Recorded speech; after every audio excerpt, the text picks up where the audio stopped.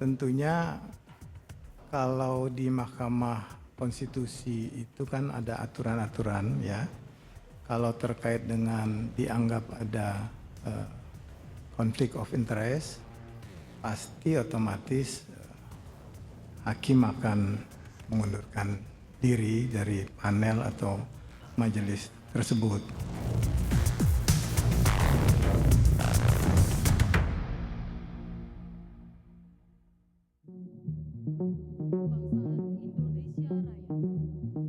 Kamis 5 Februari lalu, Presiden Prabowo Subianto menyaksikan langsung pengambilan sumpah jabatan Hakim Mahkamah Konstitusi Adis Kadir di Istana Negara. Adis Kadir menggantikan Arief Hidayat yang pensiun. Usai dilantik, Adis Kadir menjamin tidak akan ada konflik kepentingan antara jabatan Hakim MK dengan Partai Golkar, lantaran kini ia sudah tidak berstatus sebagai anggota Partai Golkar. Ya, tentunya kalau di Mahkamah Konstitusi itu kan ada aturan-aturan ya.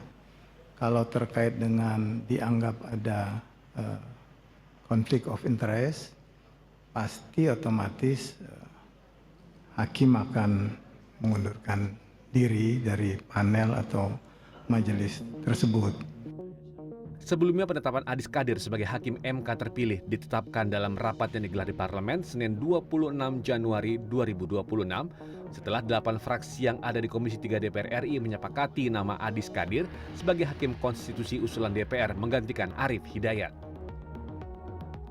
Kesimpulan, rapat Komisi 3 DPR RI terkait pembahasan usulan pergantian Hakim Konstitusi pada Mahkamah Konstitusi Republik Indonesia yang berasal dari usulan lembaga Dewan Perwakilan Rakyat Republik Indonesia masa persidangan 3 tahun sidang 2025-2026 Senin 26 Januari 2026. Komisi 3 DPR RI menyetujui Saudara Profesor Dr. Insinyur Haji Adis Kadir SHM sebagai Hakim Konstitusi pada Mahkamah Konstitusi Republik Indonesia yang berasal dari usulan lembaga Dewan Perwakilan Rakyat Republik Indonesia dan untuk selanjutnya dapat diproses sesuai ketentuan perundang-undangan yang berlaku.